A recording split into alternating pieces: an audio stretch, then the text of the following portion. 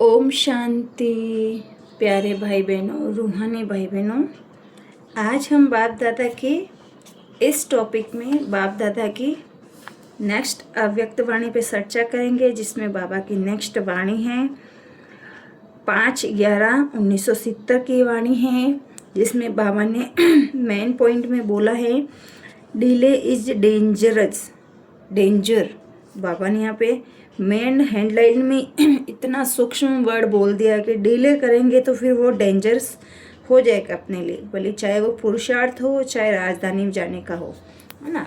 तो बाबा इस वाणी में हमें वह संपूर्ण रीति पूरा विस्तार से बता रहे हैं। तो हम सब मिल के स्टार्ट करते हैं वाणी को। ओम शांति। हर एक अपने लाइट और माइट को देख परख सकते हैं। अपने आप को परखने की शक्ति अपने में अनुभव करते हो। अपने को अब तक पुरुषार्थी मूर्त समझते हो व साक्षात और साक्षात्कार मूर्त भी समझते हो व अनुभव करते हो व समझते हो कि यह तो अंतिम स्टेज है। अभी अभी आपके भक्त आपके सम्मुख आए, आपकी सूरत से उसको किस मूर्त का साक्षात्कार होगा? कौन सा साक्षात्कार होगा? साक्षात्कार मूर्त सदैव संपूर्ण स्थिति का साक्षात्कार कराएगा। लेकिन अभी अगर आपके सामने कोई आए तो उन्हें ऐसा साक्षात्कार करा सकेंगे? ऐसे तो नहीं कि आपके पुरुषार्थ की उतराई और चढ़ाई का उन्हें साक्षात्कार होता रहेगा। फोटो निकालने समय कोई भी हलचल होती है तो फोटो ठीक नहीं निकलेगा। बाबा यहाँ पे बोलना चाह रहे हैं कि अगर आपका कोई साक्षात्कार करे और आप उस समय अचल अवस्था में नहीं हो तो फिर वो साक्षात्कार करने वाला भी वो भी यही देखेगा हमारे पुरुषार्थ में कि उतराई चढ़ाई उन्हों का साक्षात्कार होता रहेगा। उनका भी साक्षात्कार वैसे ही होता रहेगा, कभी होगा कभी नहीं होगा। यहाँ पे वो बोल रहे कि जैसे फोटो का एक एग्जाम्पल हमें बता रहे हैं यहाँ पे कि जैसे फोटो निकालते समय हम सीधे और सावधान होकर खड़े होते हैं ना, एकदम स्थिर अवस्था में, वैसे बाबा बोल रहे हैं कि उस समय कैसे हम बिना हलचल हम फोटो निकालते हैं, है ना। तो बाबा भी यहाँ पे बोल रहे हैं कि ऐसे ही सदैव हर सेकंड ऐसे समझो कि हमारा फोटो निकल रहा है ना। फोटो निकालते समय सभी प्रकार का ध्यान दिया जाता है। वैसे अपने ऊपर सदैव ध्यान रखना है कि एक एक सेकंड इस सर्वोत्तम व पुरुषोत्तम संगम युग का ड्रामा रूपी कैमरे में आप सभी का फोटो निकलता जाता है, जो यही चित्र फिर चरित्र के रूप में गायन होता आएगा और अभी के भिन्न भिन्न स्टेज के चित्र भिन्न भिन्न रूप में पूजे जाएंगे। हर समय यह स्मृति रखो कि अपना चित्र ड्रामा रूपी कैमरे के सामने निकल रहा है। अब के एक एक चित्र एक एक चरित्र के गायन और पूजन योग्य बनने वाले। यहाँ पे बाबा बोल रहे कि सदैव अपने स्मृति में ये रखो कि हमें ड्रामा के सीन में हमारा फोटो निकल रहा है ना। अपनी स्मृति में ये रखोगे तो हम अचल और अडोल रह पाएंगे, नहीं तो हमारी स्थिति फिर भिन्न भिन्न और अवस्थाएं भिन्न भिन्न होती रहेगी। तो बाबा बोल रहे हैं कि आपके एक एक चित्र और एक एक चरित्र का गायन इस संगम पर हम जो कर्तव्य करते हैं ना, उन सब का गायन है। उसके कारण ही हम है ना पूजन और गायन योग्य बनते हैं द्वापर युग से। तो जैसे यहाँ भी जब आप लोग कोई ड्रामा स्टेज पर करते हो तो साक्षात्कार करते हो कि कितना ध्यान रखते हैं, ऐसे ही समझो कि बेहद की स्टेज के बीच में पार्ट बजा रही हूँ व बजा रहा हूँ। सारे विश्व की आत्माओं की नज़र मेरी तरफ है। ऐसे समझने से संपूर्णता को जल्दी धारण कर सकेंगे। समझा? एक स्लोगन याद रखो जिससे सहज ही जल्दी संपूर्ण बन सको।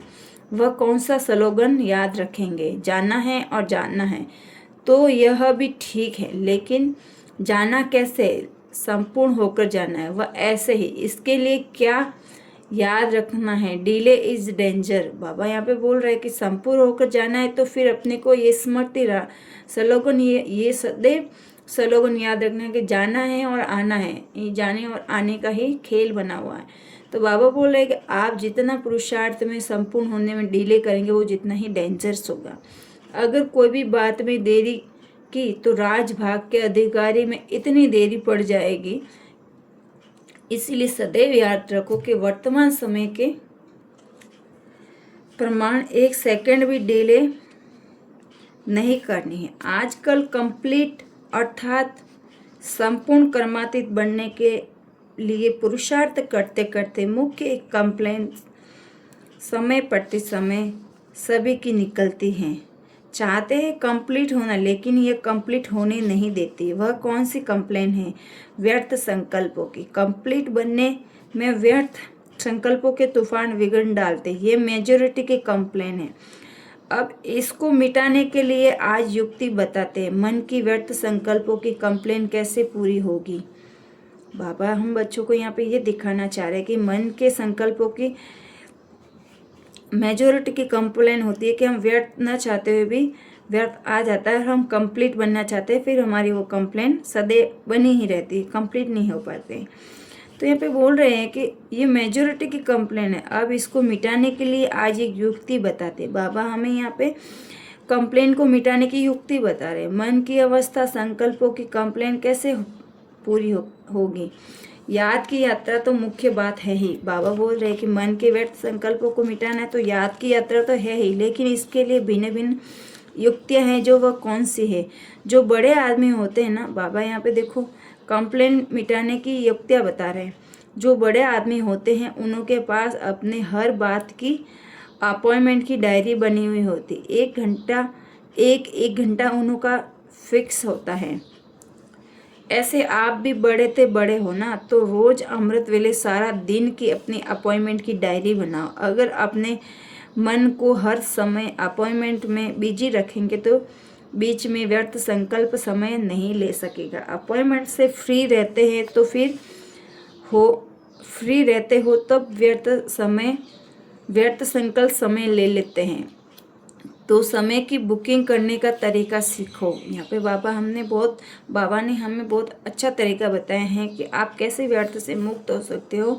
आपको सुबह अमृत वेले में एक अपॉइंटमेंट डायरी बनानी। जैसे बड़ा आदमी होता है ना, वो भी अपने अपॉइंटमेंट की सारी दिनचर्या फिक्स करता है ना, तो वो अपने आप को पूरा बिजी रखता है, तो उसको व्यर्थ नहीं चलता है। तो इसी तरह बाबा भी हमें उसी आइडिया से हमें वैसा ही बनाना चाहते हैं। अपने आप को अपॉइंटमेंट खुद ही बनाओ। आज सारे दिन में क्या करना है, क्या नहीं करना है, फिर समय सफल हो जाएगा। मन को किस में अपॉइंट करना है, इसके लिए 4 बातें बताई हैं। मिलन, वर्णन, मगन, लगन। लगन लगाने में भी समय बहुत जाता है ना, तो मगन अवस्था में कम रहते हैं। इसीलिए लगन, मगन, मिलन, वर्णन। वर्णन है सर्विस, मिलन है रूह रिहान। बाबा ने कितना सुंदर रीति यहाँ पे बताया कि लगन तो है मगन अवस्था, लेकिन मिलन है, वर्णन है सर्विस, और मिलन है रूह रिहान करना, है ना। बाप दादा से मिलते हैं ना, तो इन 4 बातों में अपने समय को फिक्स करो। अगर रोज की दिनचर्या फिक्स करने के लिए अपॉइंटमेंट सारे समय की फिक्स होगी तो बीच में व्यर्थ को डिस्टर्ब करने का समय नहीं मिलेगा। जैसे कोई बड़े आदमी होते तो बिजी होने के कारण व्यर्थ बातों की तरफ ध्यान वो समय नहीं देते। ऐसे अपने दिनचर्या में फिक्स करो कि इतना समय इस बातों में इस समय लगाना है। ऐसे अपॉइंटमेंट अपने में निश्चित करो। अब ये सम्मेलन तब ये कंप्लेंट ख़त्म होगी, कंप्लीट बन जाएंगे। बाबा ने अपनी वाणी को यहीं विराम दिया। अच्छा, ओम शांति। हम नेक्स्ट वाणी पे चर्चा करेंगे। आपको वाणी कैसी लग रही है? ज़रूर हमें आशा है कि आपको अच्छी ही लग रही होगी। आप सबसे बाप दादा की याद प्यार है, और आप कमेंट में ओम शांति ज़रूर लिखें ताकि हमारा भी हौसला बना रहे कि हम भी ये जज कर पाएंगे कि आप लोगों को ये वाणी अच्छी लग रही है। कमेंट में या तो थंब या फिर ओम शांति करके लिखेंगे तो मेरे पास मैसेज आ जाएगा कि आपको ये वाणी अच्छी लग रही है। ओम शांति।